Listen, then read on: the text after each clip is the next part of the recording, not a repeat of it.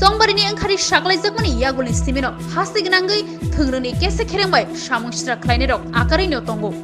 Thungrangni kese kherengbai samungstra khlainirokno muthaknani bagai tongkwchang tongnani bagai hastani mantri okra lukurokni thani Kwcharkha Kwchang tongnani bagai fiaba o Kwcharmani mongsa samungo phunangjakmani nukjakliya.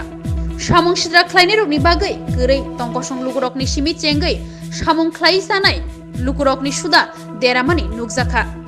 Samung khlaisanai riksha mothorei sanai tomtom mothorei sanai malkhung mothornai rokbo samungstra khlainirokni akar mungbai. Bebagwi khaktungno belai khe derabakha oborokno tüino Swrangchalo Agortolani melar matni CITU Haphangno kaisa kokthumnairokni kuthumung panda khlaijakha. O kokthumnairokni kuthumungo faimanjak phakya CITU ni haste kasko manik de tangphangkra Shankar Prasad Dotto koktoma thumnairokni kuthumungo haste haphang je derajaknai rokno subasu rwmani logi logi haste o tongkwchang naragui tongnani Kwcharkha.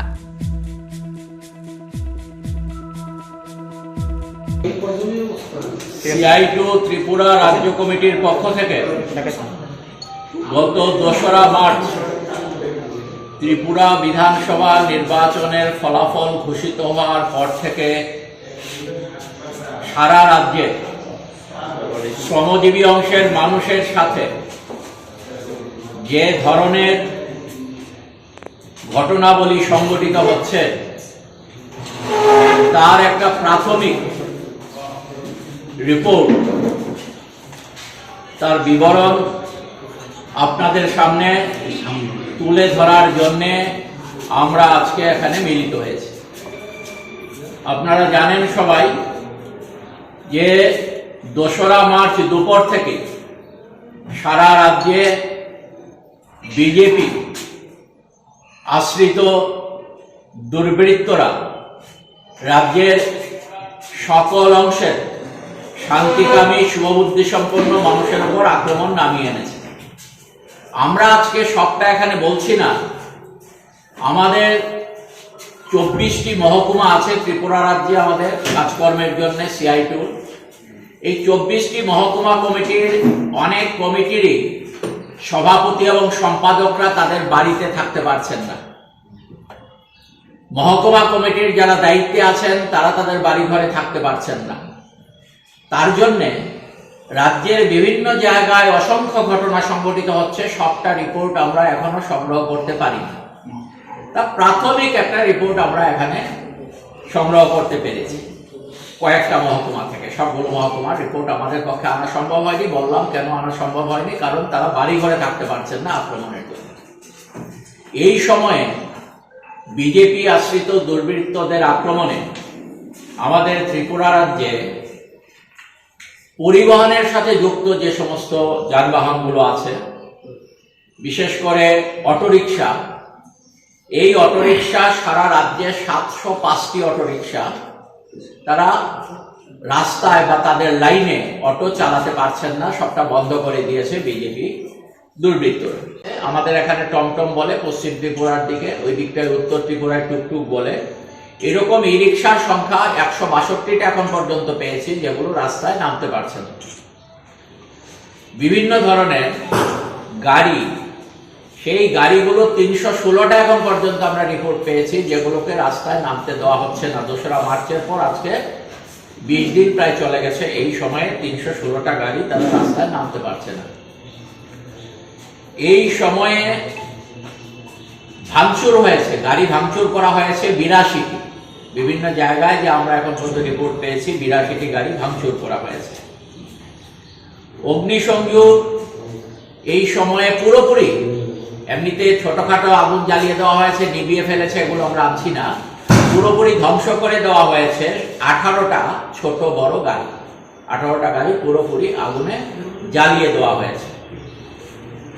বিভিন্ন শ্রমজীবী অংশের মানুষের, শ্রমিকদের বাড়িঘরে যে আক্রমণ সংঘটিত হয়েছে, এখন পর্যন্ত আমাদের কাছে রিপোর্ট আছে ৫০৪টি বাড়িতে আমরা শ্রমিকদের ৫০৪টি বাড়িতে আক্রমণ ভাঙচুর করা হয়েছে। লুটপাট করা হয়েছে ৪৩২টা বাড়িতে। শ্রমিকদের ৪৩২টা বাড়ি তাদের সহায় সম্বল যা আছে সবটা লুটপাট করে নিয়ে যাওয়া হয়েছে। 56টি বাড়ি, শ্রমিকদের 56টি বাড়ি পুরোপুরি আগুনে জ্বালিয়ে দেওয়া হয়েছে এখন পর্যন্ত। আমাদের যারা হকার আছেন, ফুটপাত হকার আছেন, হক করে যারা চলেন, তারা আমাদের সংগঠনের সাথে যুক্ত আছেন বা ক্ষুদ্র ব্যবসার সাথে যারা যুক্ত, এরকম সারা রাজ্যে 302টি দোকান, রাস্তার পাশের দোকান 302টি ভাঙচুর হয়েছে, ক্ষতিগ্রস্ত হয়েছে, লুটপাট হয়েছে। আগুনে জ্বালিয়ে দেওয়া হয়েছে 55টি দোকান। এখন পর্যন্ত দোকান খুলতে পারে না, তালা লাগিয়ে দেওয়া হয়েছে দোকানে। আমাদের কাছে 500-র উপর রিপোর্ট এখন পর্যন্ত আমরা পেয়েছি, দোকান খোলা যাচ্ছে না, তালা লাগিয়ে দেওয়া হয়েছে। এবং দোকানে লুটপাটের সংখ্যাটা এটাও 200-র উপর লুটপাট করা হয়েছে। দোকানের মালপত্র 200-র উপর দোকানে লুটপাট করা হয়েছে। বাগান এখন পর্যন্ত 122টি রাবার বাগান আগুনে ভস্মীভূত করা হয়েছে। সারা রাজ্যে আমাদের রাবার শ্রমিকদের যে বাগান আছে সেখানে 122টি বাগান পুরোপুরি ভস্মীভূত করা হয়েছে। সরকারি বাগানে ছাঁটাই হয়েছেন এবং অন্যান্য বাগানে ছাঁটাই হয়েছেন। এখন পর্যন্ত যা রিপোর্ট, 215 জন তারা কাজে যেতে পারছেন না, কাজে যেতে তাদেরকে বাধা দেওয়া হচ্ছে। এছাড়া বিভিন্ন কাজে, ধরুন কেউ 2F শ্রমিক আছেন, কেউ রেগা শ্রমিক আছেন, কেউ ICDS ওয়ার্কার আছেন, কেউ আশা ওয়ার্কার আছেন, কেউ মিড ডে মিল ওয়ার্কার আছেন, তাদেরকে কাগজে, সাদা কাগজে গতবার তাদেরকে বের করে দেওয়া হয়েছিল কাজ থেকে। আমরা এই বিষয়গুলো নিয়ে হাইকোর্টে মামলা করেছিলাম শ্রমিকদের পক্ষে। শ্রমিকদের আবার হাইকোর্ট তাদের কাজে পুনর্বহাল করেছে। হাইকোর্টের রায়ে অনেক শ্রমিক কাজ ফিরে পেয়েছিলেন। তার জন্য আবার নতুন কায়দা নিয়েছে বিজেপি, যে শ্রমিকদের কাছ থেকে একটা সাদা কাগজে স্বাক্ষর রেখে দিচ্ছে, জোর জবরদস্তি করে সাদা কাগজে স্বাক্ষর রেখে দিচ্ছে এবং সেখানে লিখে দেওয়া হচ্ছে যে আমি স্বইচ্ছায় কাজ থেকে সরে গেলাম, আমি আর কাজ করব না। এটা শ্রমিকদের কাছ থেকে জবরদস্তি লিখে নেওয়া হচ্ছে। এবং এই রকম স্কিম ওয়ার্কার আছেন, পাম্প অপারেটররা আছেন, 2F শ্রমিকরা আছেন, রেগা শ্রমিকরা আছেন, নির্মাণ কাজে যুক্ত, বিভিন্ন বেসরকারি কাজে যুক্ত শ্রমিকরা আছেন, কি সরকারি কি বেসরকারি। এখন পর্যন্ত আমাদের কাছে যা রিপোর্ট এসছে যে প্রায় 1,500-এর উপর শ্রমিক, 1,500-এর উপর শ্রমিক তারা তাদের কাজে যেতে পারছেন না, কাজ থেকে তাদেরকে সরিয়ে দেওয়া হয়েছে। কোথাও মারধর করে, কোথাও হুমকি বা ধমক দিয়ে তাদেরকে কাজ থেকে সরিয়ে দেওয়া হয়েছে। দৈহিকভাবে এখন পর্যন্ত আমাদের কাছে যা রিপোর্ট, 221 জন শ্রমিক দৈহিকভাবে আক্রান্ত হয়েছে, শারীরিকভাবে। তার মধ্যে কিছু হাসপাতালে ভর্তি হয়েছেন, কেউ আবার প্রাথমিক চিকিৎসার পর বাড়িতেই আছেন অথবা বাড়ি থেকে পালিয়ে গেছেন, এরকম অন্যত্র সরে আছেন, এরকম 221 জন আমাদের আছেন। 746 জন প্রথম আমরা রিপোর্ট পেয়েছিলাম এই সময়ের মধ্যে, এটা 3-4 তারিখের মধ্যে আমরা পেয়েছিলাম। এই সময়ের মধ্যে যা দেখা যাচ্ছে সংখ্যাটা 1000 ছাড়িয়ে গেছে। শুধু একটা ঘটনা বলছি, আগরতলা শহরে আমাদের মহাকরণের পাশের একটা এলাকার কথা বলছি। সেক্রেটারিয়েটের পাশে যে বিবেকানন্দ আবাসন আমাদের আছে, ভগৎ সিং যুব আবাসের ঠিক পেছনটাতে বিবেকানন্দ আবাসনে, সেখানে 16টা পরিবার 2রা মার্চ ভোটের রেজাল্ট বের হবার পরই সেখানে তাদের উপর আক্রমণ সানানো হয়েছে। এবং তারপর আজকে 21 তারিখ, এই সময়ের মধ্যে এই 16টি পরিবার বিবেকানন্দ আবাসনে ঢুকতে পারেননি। এই শ্রমিকদের এখন অনাহারে অর্ধাহারে শ্রমিক এবং তাদের পরিবার পরিজনরা আছেন। আমি একটা শুধু ঘটনা বললাম, মহাকরণের পাশের ঘটনাটা বলি। ঠিক একইভাবে এই সময়ের মধ্যে আমাদের TMSU, ত্রিপুরা মোটর শ্রমিক ইউনিয়ন, CITU অনুমোদিত সংগঠন, আপনারা জানেন। এই ত্রিপুরা মোটর শ্রমিক ইউনিয়নের কেন্দ্রীয় অফিস মোটর স্ট্যান্ড, এটা 2রা মার্চই রাতে এই অফিস আক্রান্ত হয়েছে। দরজা ভেঙে ভেতরের সমস্ত কিছু, আলমিরা থেকে আরম্ভ করে অন্যান্য জিনিসপত্র লুট করা হয়েছে কিছু জিনিস, আর কিছু জিনিস ভেঙে অফিসের ভেতরেই ফেলে রাখা হয়েছে। এটা শুধু TMSU সেন্ট্রাল অফিস না, সারা ত্রিপুরা রাজ্যে আমাদের 18 সাল থেকে এই সময়ের মধ্যে আমাদের যে শ্রমজীবী মানুষের অফিসগুলো ছিল তার বেশিরভাগগুলো ধ্বংস হয়ে গিয়েছিল।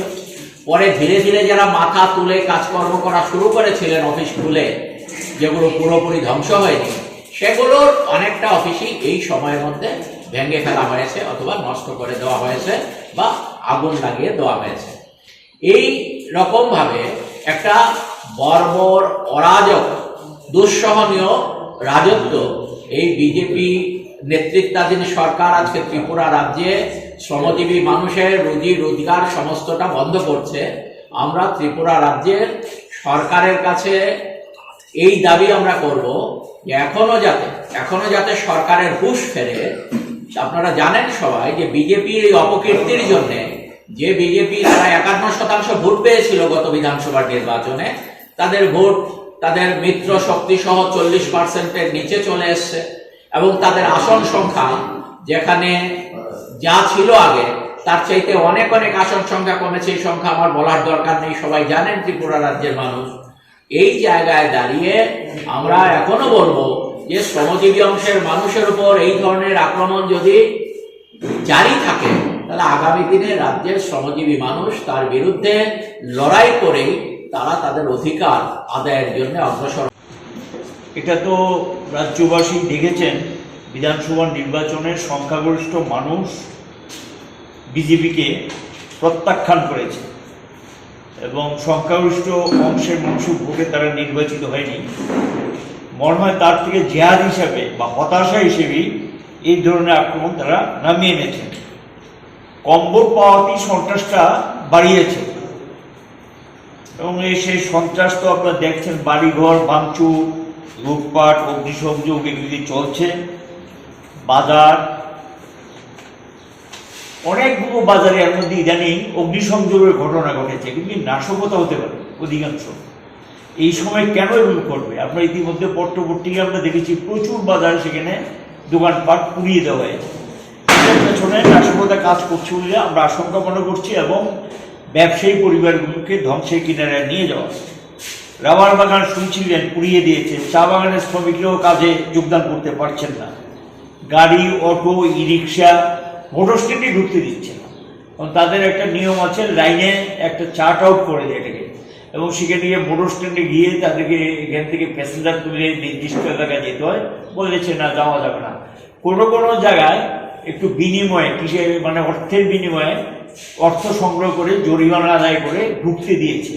এবং কোনো কোনো জায়গায় যারা এটা স্বীকার করেনি, রাজি হননি, তাদের অর্থ গাড়িগুলো রাস্তায় নামতে তারা দিচ্ছেন না এবং অর্থ আদায় তারা করছেন এবং কর আদায় করছেন। যারা বামপন্থীদের সমর্থন করেছেন বা বামফ্রন্টের সঙ্গে যারা সিট সমঝোতা করেছে, তাদেরকে সমর্থন করেছে কংগ্রেসকে, সেখানে এদের এই সমর্থনের জন্য তাদের উপরে সেখানে কর আদায় করা হচ্ছে, বাড়িঘর থেকে টাকা দিতে বাধ্য করছেন এবং বাড়িঘরে যেতে পারছে না। একটা সংখ্যাটা শুনছিলেন, একটা ভালো সংখ্যা। খাবেটা কি, থাকবে কি করে, চলবে কি করে? একটা রাজ্যে এমনটা চলতে পারে? বিরোধীদের কি ভোট দেওয়া অপরাধ? তখন যারা বিরোধী, এখনো যারা বিরোধী, তাদেরকে ভোট দেওয়াটা কি গণতন্ত্রে অপরাধ? এবং যাকে খুশি তাকে ভোট দেবে, ভোট দিয়েছে, এটা কি অপরাধ হতে পারে? তার জন্য তাদের বাড়িঘরে থাকতে দেবে না, বাড়িঘর থেকে তাদেরকে মারপিট করে তাড়িয়ে দেওয়া হয়। চলে গিয়েছেন কর্মসংস্থানের সুযোগ সৃষ্টি করার জন্য। না খেয়ে অভুক্ত অবস্থায় কতক্ষণ থাকা যায়? কেউ কেউ রাজ্যের বাইরে যেতে বাধ্য হয়েছেন এবং এই যে তালা দিয়ে দিয়েছে দোকানে, কোনো কোনো জায়গায় দেখা গেছে মন্ত্রী যারা নির্বাচিত বা বিধায়ক তাদের কাছে গিয়েছে যে এই দোকানগুলো তালা দিয়ে দিয়েছে, এগুলো খোলার ব্যবস্থা করুন। তেমন কোনো সাড়া পাননি, কিন্তু তাদেরকে সেখানে দুর্ব্যবহার করা হয়েছে, এমন কিছু অভিযোগ বিভিন্ন জায়গা থেকে এসছে আমাদের কাছে। সেই সমস্ত দোকানগুলোতে তালা দিয়ে রেখেছে যে দোকান খোলা যাবে না। এবং ভাড়াটিয়া যদি হয়, বাড়ি যিনি ভাড়া দিয়েছেন, দোকানটা যিনি ভাড়া দিয়েছেন, সে মালিককে গিয়ে চাপ দিচ্ছে এতে এই ভাড়াটিকে তুলে দিয়ে। মালিকটা সেখানে রাজি হয়নি, মালিকদেরকে শাসাচ্ছে যে এই দোকানদারটাকে তুলে দিন।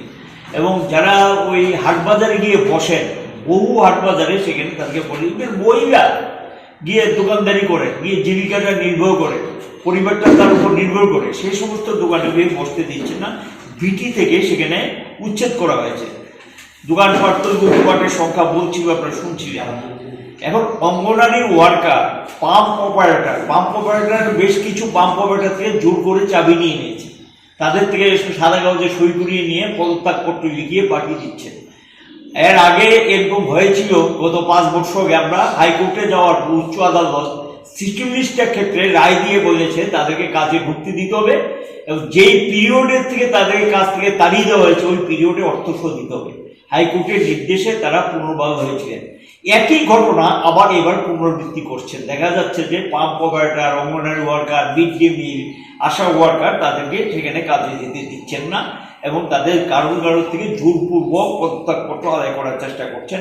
আমরা সরকারকে বলবো এই জিনিস বন্ধ করার জন্য।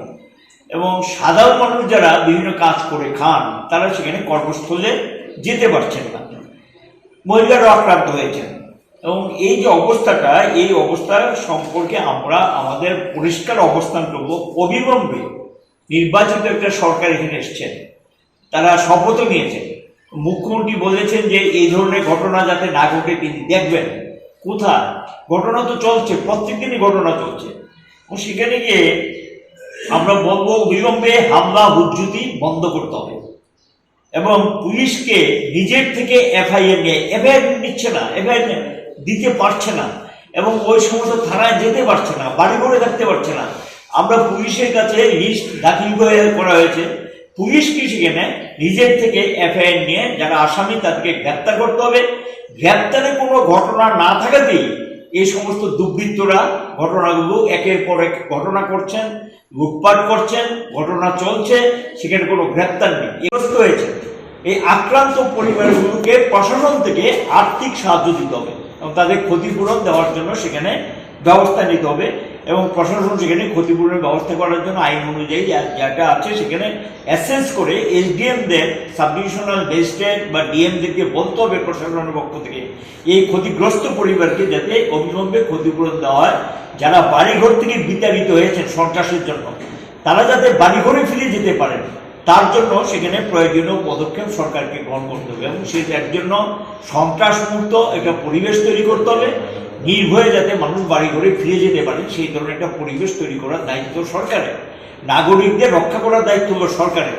যে সরকার তার দায়িত্ব পালন করুক এটা আমরা চাইব। এটা যদি না হয় তাহলে আমাদের রাস্তায় নামতে হবে। আমাদের রাস্তা নামা ছাড়া কোনো পথ নেই। আমরা চাই যে একটা স্বাভাবিক অবস্থা ফিরিয়ে আনুক, একটা সুস্থ পরিবেশ ফিরিয়ে আনুক, মানুষ যাতে স্বাধীনভাবে চলতে পারে, স্বাধীনভাবে কথা বলতে পারে এবং যার যার কাজ যাতে সে করতে পারে সেই পরিবেশটা ফিরিয়ে আনুক। এবং আনন্দের নামে কোথাও কোথাও যে দৈহিক নির্যাতন চলছে, দৈহিকভাবে আক্রমণের ঘটনা চলছে, এগুলো যাতে বন্ধ হয় এবং অর্থ আদায়টা অবিলম্বে বন্ধ করা উচিত। আর দেরি না করে অর্থ আদায় বন্ধ করা উচিত।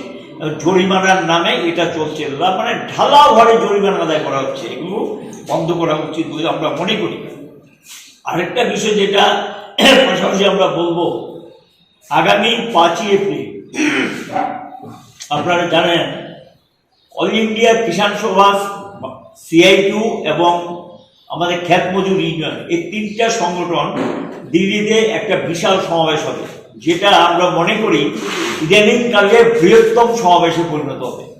এবং দাবিগুলোর লোকে শ্রমজীবীদের দাবি আছে, কৃষকদের দাবি আছে, সাধারণ মানুষের দাবি আছে, মূল্য বৃদ্ধি থেকে শুরু করে কৃষকদের তার ফসলের ন্যায্য দাম, ভর্তুকি প্রদান এবং বিদ্যুৎ বিল বাতিল, শ্রমজীবীদের কোর্টগুলো বাতিল করা, শ্রম স্বার্থ বিরোধী আইনগুলোকে বলবৎ করা থেকে বিরত থাকা এবং সারা দেশে শ্রমিকদের কর্মচ্যুতি চলছে, রাষ্ট্রায়ত্ত সংস্থা জলের দরে বিক্রি করে দিচ্ছে, সরকারি সম্পত্তিগুলো সমস্ত বেসরকারি যে দেখছেন গত কয়েকদিন যাবৎ পার্লামেন্ট রচক আদানিকে রক্ষা করার জন্য বিজেপি দল উঠে পড়ে লেগেছে। পার্লামেন্টে একটা আলোচনা করার সুযোগ পর্যন্ত দিচ্ছে না।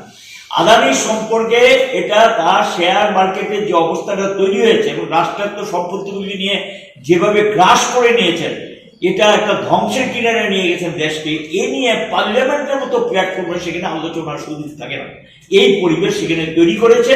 আমরা চাই যে বিজেপি এবং কর্পোরেট সেক্টরের মধ্যে একটা আঁতাত গড়ে উঠেছে, সাম্প্রদায়িক শক্তি, কর্পোরেট সেক্টর এবং যে সাম্প্রদায়িক শক্তি বিজেপি সহ তাদের মধ্যে যে আঁতাত, এই আঁতাতটা ভারতবর্ষকে বিপন্ন করছে, রাজ্যবাসীকে বিপন্ন করছে এবং মানুষকে বিপন্ন করছে। বিপন্ন মানুষকে রক্ষা করার জন্য দেশব্যাপী আন্দোলনের যে কর্মসূচি চলছে, এটা কি দিল্লিতে নিয়ে একটা বিশাল সমাবেশে পরিণত হবে।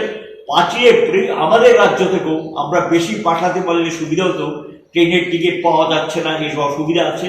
আমরা তো ভারতবর্ষের একটা প্রান্তে, আমাদের রাজ্য থেকেও প্রতিনিধিমূলক আমরা দিল্লি এই সমাবেশে পাঠাবো এবং 5ই এপ্রিল সমাবেশের মধ্য দিয়ে বিজেপির জনস্বার্থ বিরোধী, দেশের স্বার্থ বিরোধী, মানুষের স্বার্থ বিরোধী যে ভূমিকা নিচ্ছেন এবং মানুষের উপর যে অত্যাচার এবং নামিয়ে এনেছেন এবং একটা দুঃশাসন চলছে, আইনের শাসন বলতে কিচ্ছু নেই, সমস্ত আইনি শাসন ব্যবস্থাকে অচল করে দিয়েছেন, সংবিধানকে পর্যন্ত অচল করে দিতে চাইছেন এবং এই আইনি যে কাঠামোগুলো আছে সেখানে হস্তক্ষেপ করতে শুরু করেছেন।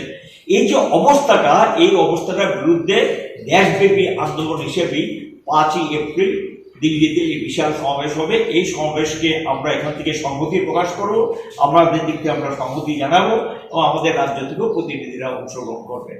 আমরা চাইব